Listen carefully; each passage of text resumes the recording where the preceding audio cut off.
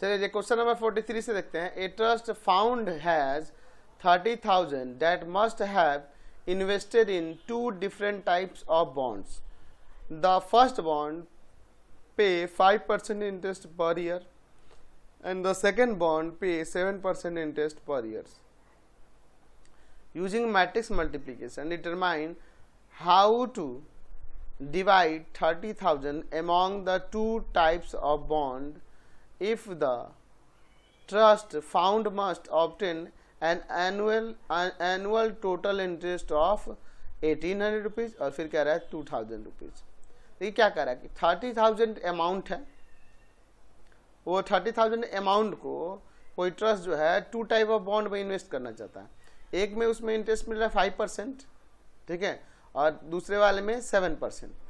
तो इस 30,000 को दो पार्ट में, सपोज पहला अमाउंट एक्स है उसको 5% पे इन्वेस्ट कर देता है और दूसरा अमाउंट क्या हो जाएगा 30,000 माइनस एक्स सेकेंड, और जिसमें 7% इंटरेस्ट मिल रहा है, और दोनों से जो टोटल इंटरेस्ट मिल रहा है वो एक बार 1800 हो रहा है और एक बार 2000। तो एक बार 1800 पे बनाएंगे और एक बार 2000 पे। तो यहाँ पे ले लेते हैं कि let the first bond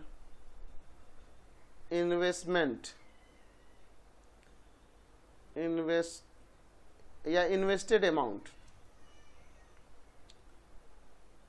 first bond invested amount x rupees and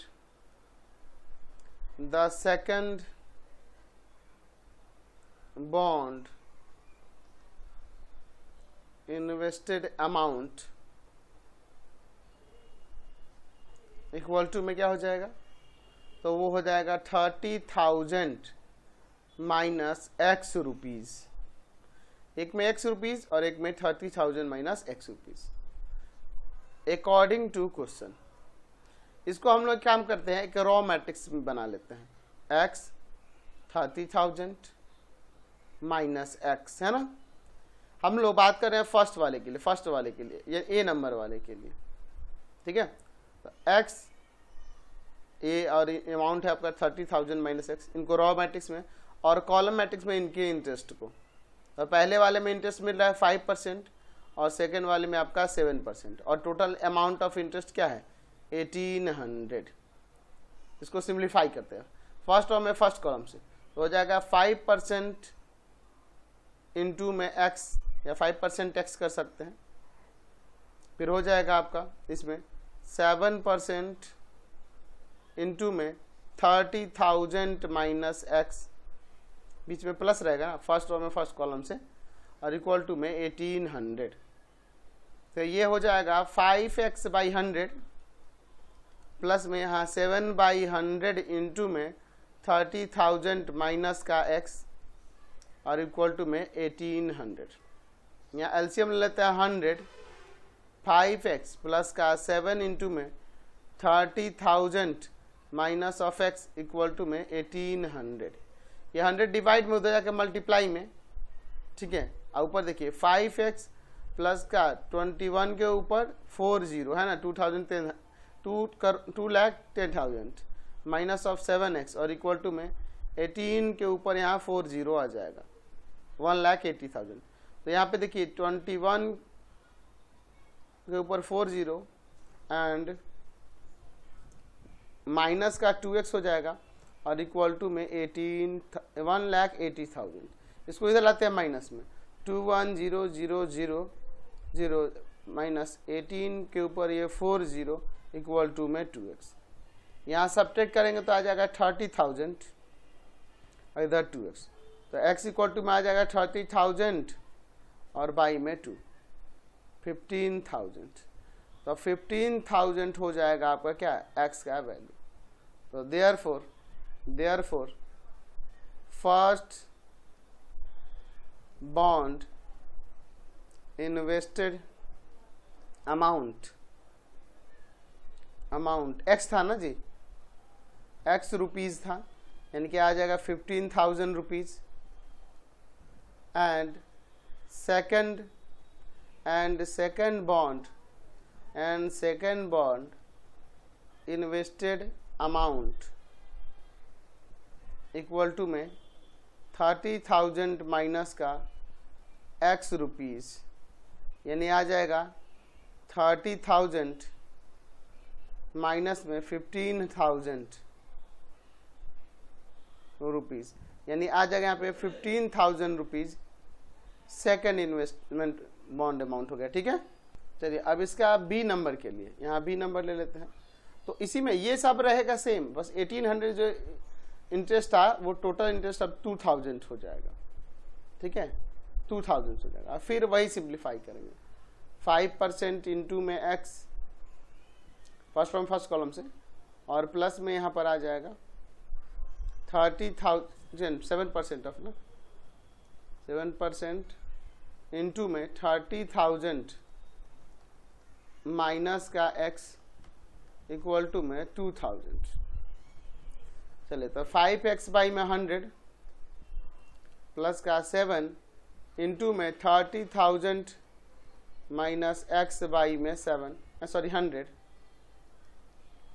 equal to में 2000। इधर एलसीएम ले लेते हैं तो हो जाएगा 100 5x प्लस का 7 इंटू में 30,000 minus of x equal to में 2000। ये जाकर मल्टीप्लाई करेगा तो ऊपर देखिए पहले यहाँ भी ऊपर मल्टीप्लाई करना है। 5x प्लस का 2,10,000, ठीक है, माइनस का 7x इक्वल टू में 2 लाख।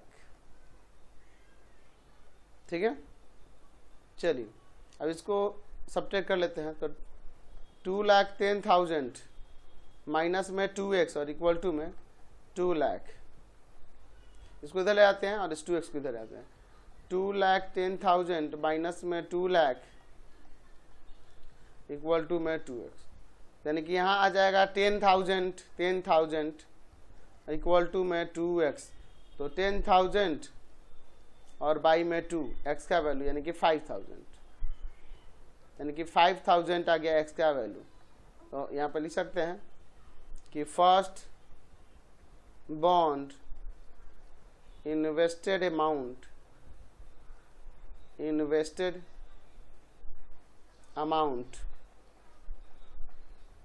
वो क्या हो जाएगा, x था x रुपीज़ तो हो जाएगा 5,000 rupees. And second bond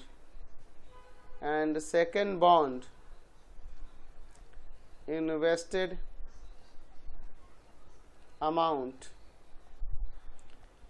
equal to में 30,000 माइनस x रुपीज़, यानी आ जाएगा 30,000 माइनस 5,000, यानी आ जाएगा यहाँ से कितना 25,000 सेकेंड अमाउंट हो जाएगा। सेकेंड इन्वेस्टेड अमाउंट 25,000, समझ गए। तो 5,000 और 25,000 बी नंबर का आंसर। नेक्स्ट क्वेश्चन देखते हैं 44 नंबर। क्या कह रहा है, store has in stock 20 dozen T shirts, 15 dozen trouser and 25 dozen pair of socks. If the selling price of 50 rupees per shirt को 50 rupees per shirt, 90 rupees per trouser and 12 rupees per pair of socks. Find the total amount the store owner will get after selling all the items in the stock. यानी कि सभी को बेचने के बाद उसे कितना अमाउंट उसे मिलेगा, है ना। यहाँ पे लिख सकते हैं कि total amount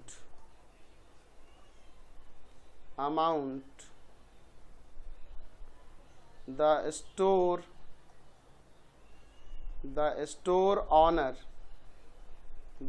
honour will get after selling all the items in the stock. उसके पास जितने स्टॉक में आइटम हैं सबको सेल करने पर कितना।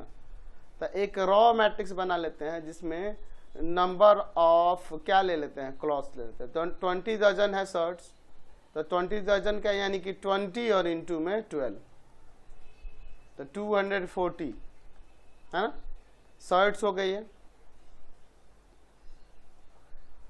अच्छा, और 15 डजन ऑफ ट्राउजर, तो 15 इंटू में 12, 180 trousers and 25 pair of, in 25 into में 12, ठीक है, यानी कि आ जाएगा यहाँ 300। कौन क्या है, सॉक्स है। और इसमें एक कॉलम मैट्रिक्स इनके प्राइस को ले लेते हैं, 50 रुपीज, 90 रुपीज एंड 12 रुपीज, ठीक है। यहाँ फर्स्ट रो में फर्स्ट कॉलम से मल्टीप्लाई करेंगे, तो क्या आएगा 240 इंटू में 50 प्लस 180 इंटू में 90 और फिर उसके बाद 300 इंटू में 12, है ना। तो इसमें मल्टीप्लाई करते हैं, 24 5 जा कितना आ जाएगा जी, 120 और इसके ऊपर 20 लग जाएगा, प्लस 162 के ऊपर 20 आ जाएगा, फिर प्लस 36 के ऊपर यहाँ 20 आ जाएगा। अब इन सबको ऐड कर लेते हैं, ऐड करने पे देखिए क्या होगा, 0 0 6 2 8, अच्छा, और फिर उसके बाद कितना हो जाएगा, 6 3 9 और 9 2 11, 1 आ जाएगा, 1 और 1 2 और 1 3, यहाँ आ जाएगा आपका कितना 31800, यानी कि 31,800 रुपीज टोटल आ जाएगा अमाउंट, ठीक है। क्वेश्चन 45 देखिए, कोऑपरेटिव स्टोर ऑफ ए क्या कह रहा है, particular school has 50 dozen physics books, 8 dozen of chemistry books and 5 dozen of mathematics books. Their selling price is 8 rupees 30 paisa, 3 rupees 45 पैसा एंड 4 रुपीज 50 पैसा ईच बुक रेस्पेक्टिवली। अच्छा, यहाँ पे यानी कि ये फिजिक्स का बुक है 8 रुपीज 30 पैसा, और ये दूसरा केमिस्ट्री का बुक का है 3 रुपीज 45 पैसा एंड 4 रुपीज 50 पैसा क्या है, मैथमेटिक्स बुक का है। Find the total amount the store will be receive from the selling of all the item. सभी आइटम्स को बेचने पे कितना पैसा मिलेगा स्टोर वाले को, ये हमें निकालना है यहाँ पे, ठीक है। तो सब डजन में है तो उसको क्या कर लेंगे हम लोग, कन्वर्ट कर लेंगे नंबर ऑफ बुक्स में। तो यहाँ पे लिख देते कि the total amount the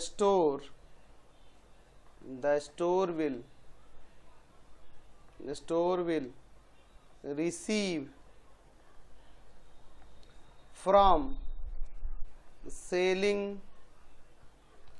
all the items। सभी आइटम्स को बेचने के बाद कितना पैसा मिलेगा, तो देखिए 10 डजन है फिजिक्स का बुक, तो कितने बुक्स हो जाएंगे 120 बुक्स, ये किसके हैं, फिजिक्स के। फिर उसके बाद 8 डजन है केमिस्ट्री का, 96 हो जाएगा ना केमिस्ट्री के, एंड मैथ्स के कितने बुक हैं, तो 5 डजन है, यानी कि 5 इंटू में 12 60 मैथ के। और इनके कॉस्ट को एक कॉलम मैट्रिक्स में ले लेते हैं, क्या है 8 रुपीज 30 पैसा पर बुक फिजिक्स का, केमिस्ट्री का है 3 रुपीज 45 पैसा, और क्या है उसके बाद मैथमेटिक्स है 4 रुपीज 50 पैसा, यानी आ जाएगा ये कितना 120 इंटू में 8 रुपीज 30 पैसा प्लस में 96 इंटू में 3.45 रुपीज और प्लस में 60 इंटू में 4.50 रुपीज। तो कितना आ जाएगा 120 में इंटू कर देंगे 8 रुपीज कितना से जी 8 रुपीज 30 पैसा, तो 8 रुपीज 30 पैसा से मल्टीप्लाई करेंगे तो 996 रुपीज, ठीक है। अब देखिए फिर उसके बाद है 96 से मल्टीप्लाई करना है कितना से जी 3.45 से, 3.45 से, तो आपका आ जाएगा 331 रुपीज 20 पैसा, ठीक है। चलिए उसके बाद है 60 बुक है कितना का मैथमेटिक्स के 4 रुपीज 50 पैसा के हिसाब से, तो कितना आ जाएगा 270 रुपीज। तो इन तीनों को हम ऐड कर लेते हैं, तो ऐड करने पे कितना आ जाएगा 1597 रुपीज 20 पैसा, समझ गए। नेक्स्ट क्वेश्चन देखते हैं 46 number, the book shop of a particular school has 10 dozen chemistry books, 8 dozen of physics books and 10 dozen of economics books. Their selling price are 80 rupees, 60 rupees and 40 rupees each respectively. यानी कि 80 rupees पर book है किसका, chemistry का, 60 rupees पर book है physics का and 40 rupees पर बुक है इकोनॉमिक्स का. Find the total amount the shop book shop will receive from selling the all the book by using matrix algebra. Matrix algebra से इसे फाइंड करना. यहाँ लिख सकते हैं कि the total amount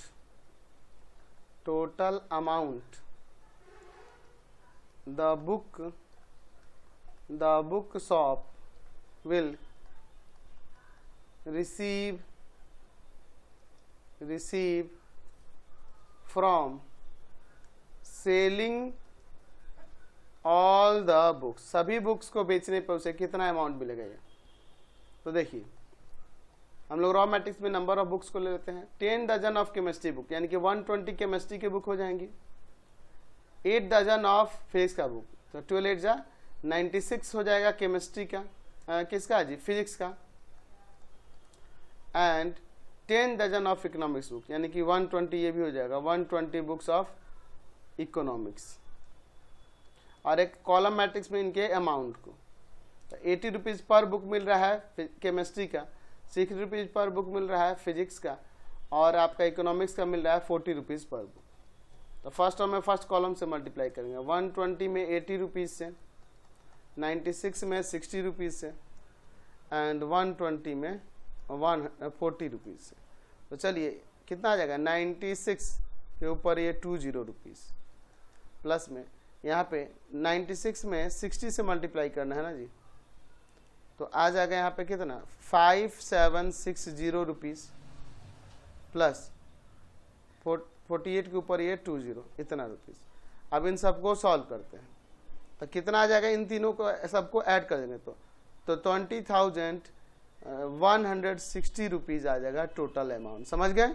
next question देखिए 47 नंबर. क्या दिया हुआ है कि manufacturer produce 3 products XYZ which has sale into 2 markets. Annual sale are indicated below. देखिए मार्केट 1 है और मार्केट 2 है, 2 मार्केट है और ये प्रोडक्ट XYZ है. ये पहला प्रोडक्ट XY है, दूसरा Y है और तीसरा Z है.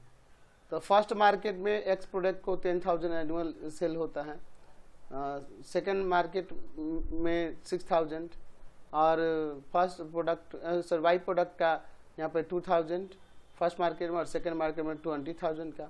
उसी तरह से जेड जो आइटम है, जेड आपका प्रोडक्ट है, उसको फर्स्ट मार्केट में 18,000 का एनुअल सेल होता है और सेकेंड वाले को 8,000. ए नंबर क्वेश्चन क्या रहा है कि if unit sale prices of XYZ के यूनिट सेल प्राइसेस यहाँ पे दिए हुए हैं. ठीक है, पर यूनिट का सेल प्राइसेस यहाँ पे दिया हुआ है. ठीक है. Find the total revenue in each market with the help of the matrix algebra. क्या कह रहा है कि पर यूनिट का सेलिंग प्राइस यहाँ पे दिया हुआ है, तो टोटल एनुअल रेवेन्यू जो होगा, टोटल रेवेन्यू इच मार्केट से, यानी कि मार्केट 1 से कितना रेवेन्यू हुआ और मार्केट 2 से कितना रेवेन्यू हुआ, ये हमें बताना है. तो चलिए फर्स्ट ए नंबर का देखते हैं. क्या निकालना है, the total revenue in each market, यानी मार्केट 1 और मार्केट 2 से. टोटल रेवेन्यू इन मार्केट ए ले लें, मार्केट 1 है ना, 1 ले लेते हैं. तो देखिए एक रॉ मैट्रिक्स में ले लेते हैं, इनके कितने प्रोडक्ट सेल होते हैं. 10,000 एक्स का, वाई का 2,000 एंड जेड का आपका 18,000. और हर एक यूनिट का जो यहाँ पे सेलिंग प्राइस दिया हुआ है, यहाँ पर वो दिया हुआ है कितना, 2.50. वाई का दे दिया है 1.50 एंड इसका है 1 रुपीज़. चलिए फर्स्ट रॉ में फर्स्ट कॉलम से 10,000 में 2.50 से मल्टीप्लाई करेंगे तो 25,000 आ जाएगा, 25,000 रुपीज़. 2,000 में 1.50 से मल्टीप्लाई करेंगे तो आपका आ जाएगा कितना, आपका 3000 आ जाएगा, 3000 रुपीज़। और 18,000 में 1 से करेंगे तो आपका 18,000 रुपीज़ आ जाएगा। 18,000 और 3,000 आपका हो जाएगा 21,000 और 25,000 आ जाएगा 46,000 रुपीज़ आ जाएगा। ठीक है, फिर इसी में क्या कर रहा है, दूसरे मार्केट बी से, मार्केट सेकंड वाले से, तो लिखते हैं total revenue in market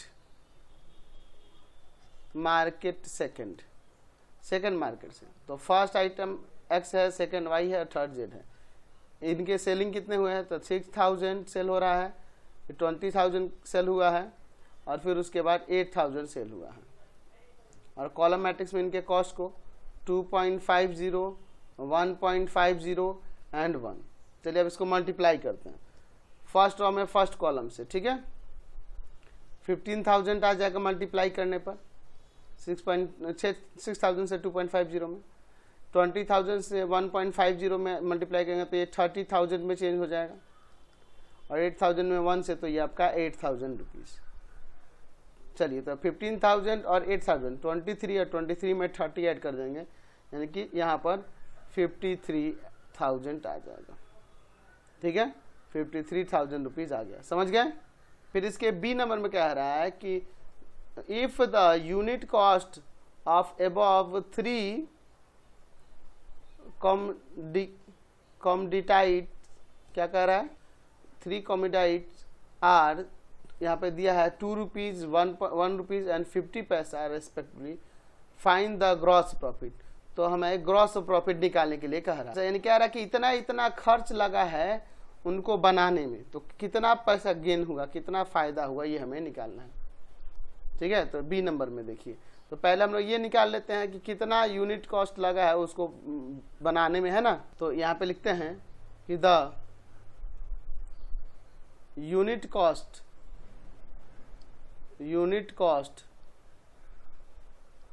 of the 3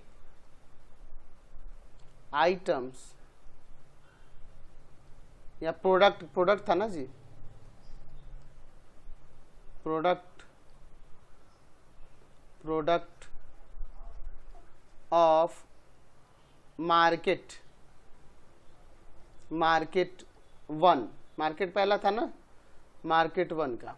तो देखिए X Y Z number of items दिए थे 10,000, 2,000 एंड 18,000, और उन पे क्या कह रहा है, कॉस्ट जो लग रहा है वो कितना 2 रुपीज़, 1 रुपीज़ 50 पैसा, 2 रुपीज़, 1 रुपीज़ 50 पैसा।